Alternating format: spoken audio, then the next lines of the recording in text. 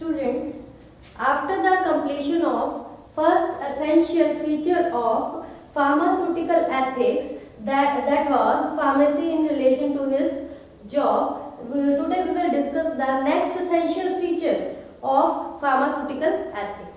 अब हम पढ़ेंगे next pharmaceutical ethics, next essential feature of pharmaceutical ethics, that is pharmacy in relation to his trade. अब इसमें किस तरह के एथिक्स है?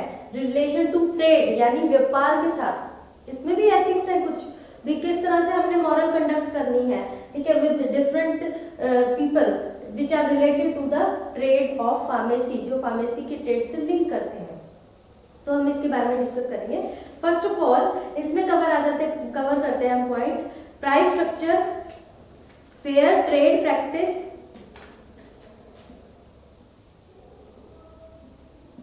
Price structure, next one is fair trade practices, ठीक है, and another one is purchase of drugs, hawking of drugs, purchase of drugs, hawking of drugs, and then advertisement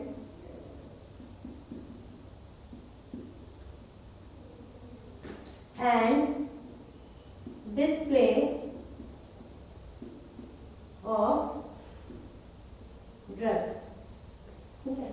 तो अगर हम बात करें pharmacy in relation to trade के साथ, तो इसमें अलग अलग आ जाते हैं, जैसे प्राइस स्ट्रक्चर, ड्रग का price structure, fair trade practices, ये एथिक्स फॉलो करनी चाहिए, परचेज ऑफ ड्रग्स कहाँ से करनी चाहिए, ठीक है, हॉकिंग ऑफ ड्रग्स करनी चाहिए या नहीं करनी चाहिए, यानी डोर टू डोर सर्विस करनी चाहिए या नहीं, advertisement and display of drugs, drugs का एडवर्टीजमेंट और डिस्प्ले, विंडो डिस्प्ले करना चाहिए या नहीं करना चाहिए।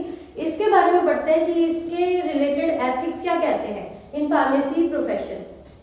अगर हम बात करें ट्रेड से रिलेटेड इसकी प्राइस स्ट्रक्चर की, ठीक है, तो जो प्राइस है शुड चार्ज फेयर प्राइस। अब कोई भी कस्टमर है, कंपटीशन बहुत चल रहा है, ठीक है, कोई भी कस्टमर है उसको कोई भी पेशेंट है, कस्टमर है, उसको क्या फेयर प्राइस होनी चाहिए, ठीक है, कि ऐसा ना हो कि उससे एक्स्ट्रा चार्ज ले रहे हैं, जितने का जो प्रिस्क्रिप्शन में मेडिसिन उसको दिया है तो उसी प्रिस्क्रिप्शन के अकॉर्डिंग उसको चार्ज करना है, एक्स्ट्रा नहीं, रीजनेबल प्राइस पे। डिपेंड करता है कितनी क्वांटिटी दी है आपने, किस तरह की क्वालिटी की जो भी उसको प्रिस्क्रिप्शन के अकॉर्डिंग उसको मेडिसिन दी है, ठीक है, मेडिसिन हैंड ओवर की है कस्टमर को। कस्टमर शुड नॉट, कस्टमर ऐसा ना हो कि कस्टमर को एक्स्ट्रा देना पड़ रहा है, एक्स्ट्रा पे करना पड़ रहा है कि हाँ आप उसको महंगा चार्ज कर रहे हो, वो फेयर नहीं होगा, वो एथिक्स के अगेंस्ट आ जाएगा। तो प्राइस स्ट्रक्चर में क्या आता है, आपको कस्टमर को चार्ज करना है रीजनेबल प्राइस,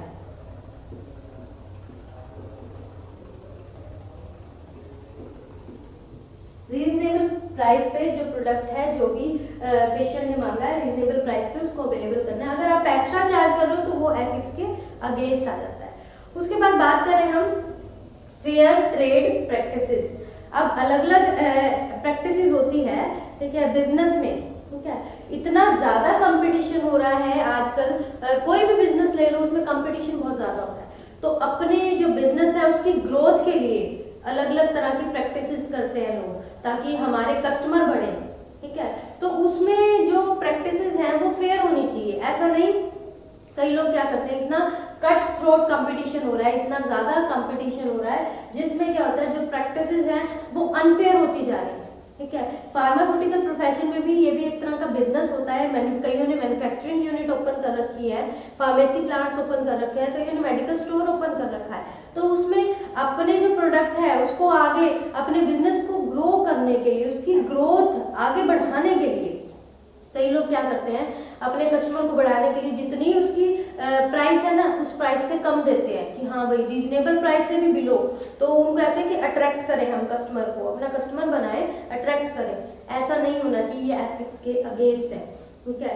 और कई क्या करते हैं, जैसे गिफ्ट और प्राइजेस रख लेते हैं कि हाँ आप हमारे से ये सिरप ले रहे हो ना, 2 सिरप की बॉटल लो, आपको 3rd जो सिरप की बॉटल है वो फ्री मिलेगी, या फिर कुछ और गिफ्ट या प्राइस रख लेते हैं, या कूपन्स रख लेते हैं। वो चीजें सिर्फ एक इस ग्रीडीनेस के कारण, ताकि ग्रीडीनेस के कारण कस्टमर कई बार अट्रैक्ट होता है, ठीक है, तो वो कस्टमर को बढ़ाते हैं, ठीक है।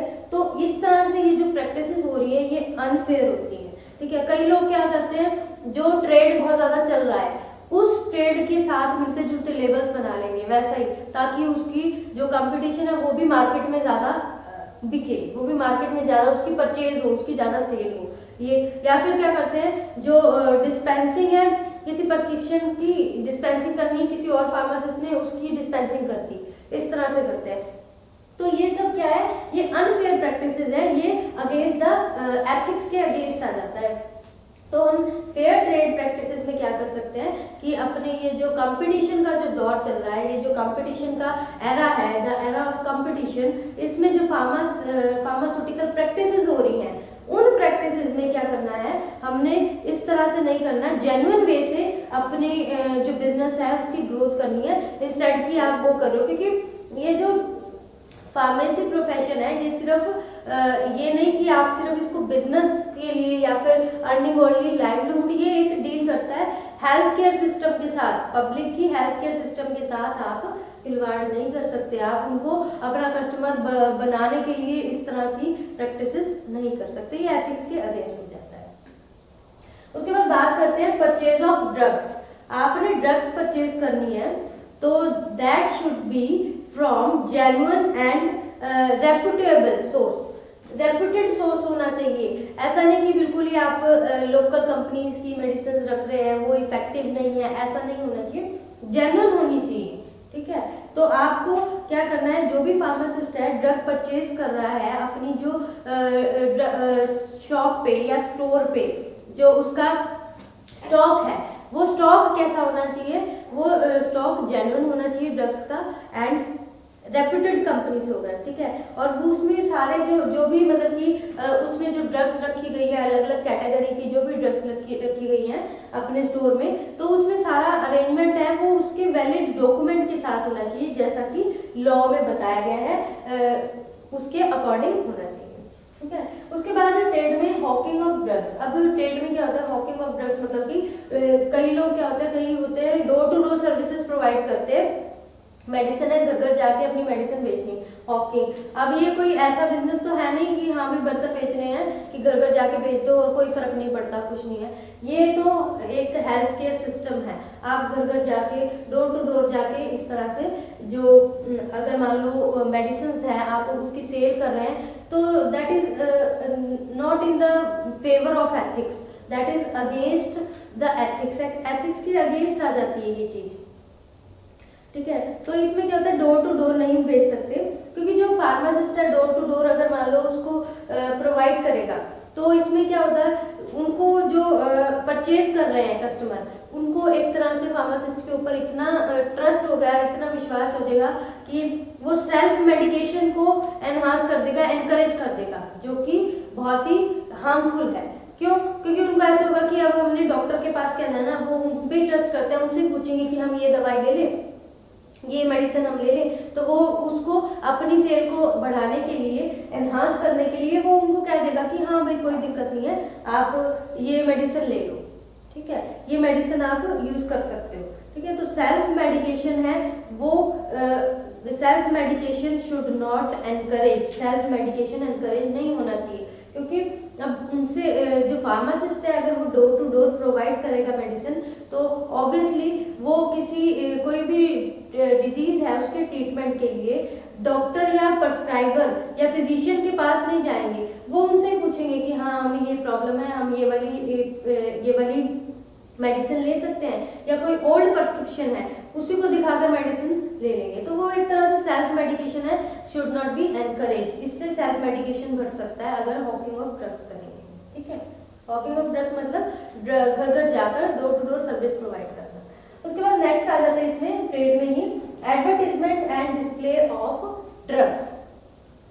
अब देखो ड्रग्स अपना जो भी बिजनेस है उसकी ग्रोथ करने के लिए अलग अलग तरह की प्रैक्टिसेस की जाती है। वैसे ही इसमें एडवर्टीजमेंट देनी ड्रग्स की और डिस्प्ले करना ड्रग्स को, ये एथिक्स के खिलाफ आता है, क्योंकि एडवर्टीजमेंट से ये होता है कि आप क्लेम कर रहे हो कि पर्टिकुलर टाइप की डिजीज आप इस ड्रग से ट्रीटमेंट कर सकते हैं।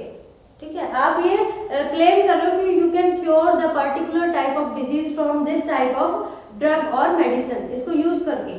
ठीक है, which is not in the favour of ethics, जो कि एथिक्स के अगेंस्ट आता है और it may be harmful also, क्योंकि हेल्थ केयर सिस्टम के साथ डील कर रहा है कि हाँ भाई बता दिया कि ये पर्टिकुलर ये कोई वो नहीं है कि आप कोई फूड प्रोडक्ट है आपने आप इसको टेस्ट करके देख लोगे, ऐसा कुछ नहीं है, ये मेडिसिन की बात हो रही है। तो इसमें आप ये नहीं कि आप डिस्प्ले करके, ठीक है, आपको अगर मेडिसिन किसी पेशेंट को हैंड ओवर करनी है तो वो प्रिस्क्रिप्शन के बिना आप हैंड ओवर नहीं कर सकते। तो पहले उसका प्रिस्क्रिप्शन रीड करोगे, उसकी हैंडलिंग करोगे प्रिस्क्रिप्शन की, फिर ही आप वो एडवर्टीजमेंट, फिर ही आप उसको जो डील करते हो कस्टमर को, जो भी पेशेंट है उसको वो दे सकते हो। एडवर्टीजमेंट और डिस्प्ले करने से आप सोच रहे हो अपने बिजनेस की ग्रोथ कर लोगे, बट ये एथिक्स के अगेंस्ट आ जाता है। ठीक है, और इसमें क्या होता है, बहुत सारे ऐसे भी होते हैं कि अपने बिजनेस की ग्रोथ करने के लिए एडवर्टीजमेंट प्राइस रख देते हैं, हाँ भाई आप ये वाली मेडिसिन लेकर जाओ, इससे ये प्राइस होगा। ठीक है, ऑफर दे देते हैं कई बार कि हाँ भाई आपका अगर मान लो आप कोई भी पेन किलर है, इससे ये रिलीफ ना मिला तो आपके ये सारे पैसे वापस। ठीक है, इस तरह की एडवर्टीजमेंट। और क्या दे सकते हैं कि गारंटी दे देते हैं कई तो थेरापेटिक एफिकेसी की, कि हाँ इससे ये एक्शन होगा और ये गारंटेड है, ये होगा ही, ये एडवर्टीजमेंट में हो जाते हैं। ठीक है, तो ये सब कुछ वर्ड्स, कुछ डिजाइन इस तरह से रख लिए जाते हैं कि हाँ भाई हम अपने बिजनेस की ग्रोथ करने के लिए, हम अपने ट्रेड को आगे प्रोसीड करने के लिए, उसकी ग्रोथ के लिए, उसकी एक्सपेंशन के लिए इस तरह की चीजें यूज करते हैं। तो ये हमारा एसेंशियल फीचर था pharmacy in relation to his trade की बात करें। जिस ट्रेड के अंदर अगर मान लो अपने ट्रेड को कई लोग एक्सपैंड करने के लिए, ग्रोथ करने के लिए क्या क्या प्रैक्टिसेस करते हैं, तो वो नहीं होना चाहिए, वो एथिक्स के अगेंस्ट है। That in this first one इस प्राइस स्ट्रक्चर की बात की थी हमने, कि कई लोग क्या होता है उसको बढ़ाने के लिए प्राइस स्ट्रक्चर ऐसा रख देते हैं कि एक्स्ट्रा चार्ज करते हैं कि हाँ हमें ज़्यादा बेनिफिट हो, ज़्यादा प्रॉफिट हो, तो कस्टमर को जितनी प्राइस है उससे ज़्यादा चार्ज कर रहे हैं, एक्स्ट्रा पे कर रहे हैं। ऐसा नहीं होना चाहिए, ये जो चार्जेस हैं वो रीजनेबल होने चाहिए। उसके बाद नेक्स्ट है कि फेयर ट्रेड प्रैक्टिसेस। अब जो ट्रेड है, कंपटीशन, इतना कट थ्रोट कंपटीशन हो रहा है, उस कंपटीशन में सबको सरवाइव भी करना है और मार्केट में, और सबको आगे ग्रोथ भी करनी है। तो उसमें अलग अलग तरह की प्रैक्टिसेस करते हैं कि हाँ भाई किसी कस्टमर को अट्रैक्ट करना है, उसके लिए चलो गिफ्ट हैम्पर्स रख दिए, प्राइजेस रख दिए। ठीक है, और इसमें ठीक है आगे इसमें आ जाता है परचेज ऑफ ड्रग्स भी। अब जो ड्रग्स परचेज कर रहे हैं वो जेन्युइन रिसोर्स से परचेज करें। ठीक है, और उसके बाद हॉकिंग ऑफ ड्रग्स को door to door services provide ना करें।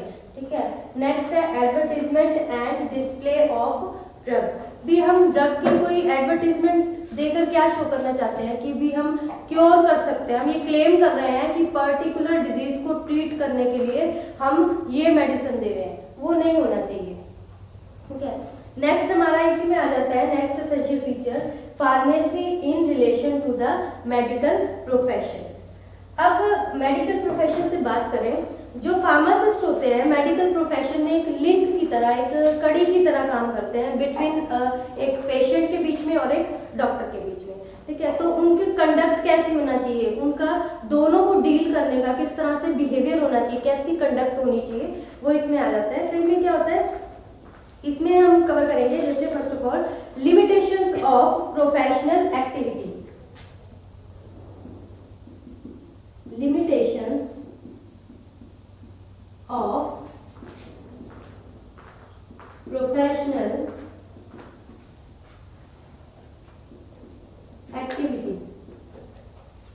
सबसे पहला लिमिटेशन ऑफ प्रोफेशनल एक्टिविटी, मतलब कि एक फार्मासिस्ट की कितनी लिमिट है, किस तरह से फार्मासिस्ट कभी भी शुड नाइदर डायग्नोज डिजीज और प्रिस्क्राइब मेडिसिन। वो खुद डायग्नोज नहीं कर सकता, उसको अथॉरिटी नहीं है कि वो डिजीज डायग्नोज करे और प्रिस्क्रिप्शन दे। हाँ, इतना कर सकता है, उसकी ये लिमिटेशन है कि अगर इमरजेंसी है तो वो फर्स्ट एड दे सकता है किसी पेशेंट को, ठीक है। उसके बाद आ जाता है क्लैडेंस्टाइन अरेंजमेंट। क्लैडेंस्टाइन अरेंजमेंट,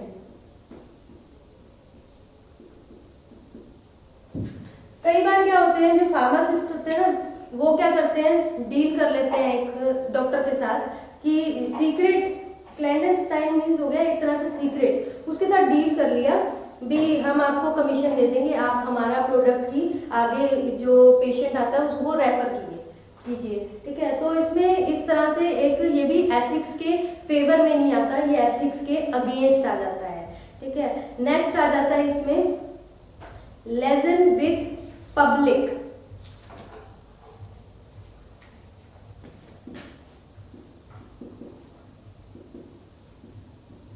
विद पब्लिक, अब इसकी बात करें लियाजन विद पब्लिक, इसका मतलब यही है कि एक तरह से कड़ी की तरह काम आता है, कड़ी पब्लिक के साथ, ठीक है। कैसे एक फार्मासिस्ट एक कड़ी जोड़ता है पब्लिक के साथ, तो इसमें वो किस तरह से डील कर रहा है, ठीक है। उसने एक डॉक्टर के साथ भी डील करना है, एक पेशेंट के साथ भी डील करना है, तो उसने ये चीज अपनी लिमिट्स में रह के करनी है कि ऐसा ना हो कि जो कुछ ऐसी इंफॉर्मेशन है कि वो पेशेंट के साथ शेयर करना है जो कि उसको नहीं करनी चाहिए। ये आ जाता है इसमें लेजन विद पब्लिक, यानी वो एक तरह से कड़ी की तरह डील करता है, ठीक है। तो ये आ गया हमारा pharmacy in relation to his medical profession. अब मेडिकल प्रोफेशन से रिलेटेड वो किस तरह के एथिक्स होते हैं जो कि उसको फॉलो करनी चाहिए या फिर उसकी लिमिट्स में रहकर ही उसको आगे चलना चाहिए। First of all limitation of professional activity, उसकी जो प्रोफेशनल एक्टिविटी है यानी एक फार्मासिस्ट है वो उसकी क्या लिमिट्स है, वो कोई भी प्रिस्क्रिप्शन है वो प्रिस्क्राइब नहीं कर सकता, मेडिसिन प्रिस्क्राइब नहीं कर सकता, ना ही कोई डायग्नोज की उसको अथॉरिटी है, ये फिजिशियन का ही काम है। हाँ, वो सिर्फ फर्स्ट एड प्रोवाइड कर सकता है इन केस ऑफ इमरजेंसी, ठीक है। उसके बाद क्लैंडस्टाइन अरेंजमेंट। क्लैंडस्टाइन अरेंजमेंट में क्या था कि एक तरह से सीक्रेटली किसी डॉक्टर के साथ डील कर लेना कि हमारी कंपनी की पर्टिकुलर इस कंपनी की जो ड्रग्स है ये ही प्रिस्क्राइब कीजिए, हम आपको इसके लिए इतना जो भी है कमीशन, इतने % कमीशन देंगे। तो ये भी उसके लिए नहीं होता, कोई शॉप वाला, कोई भी फार्मासिस्ट ये नहीं कर सकता क्योंकि ये एक एथिक्स के अगेंस्ट आ जाता है। उसके बाद लिएजन विद पब्लिक, भी पब्लिक के साथ किस तरह से पब्लिक और डॉक्टर के साथ एक कड़ी की तरह काम करता है, कड़ी जोड़ के रखता है और उनके साथ अपनी अपनी लिमिट्स है कि आप वो डॉक्टर के साथ कैसे डील करेगा और पेशेंट के साथ कैसे डील करेगा। उसके बाद हमारा नेक्स्ट फीचर है वो हम नेक्स्ट लेक्चर में कवर करेंगे। अभी के लिए आपका इतना ही, ठीक है। Thank you students.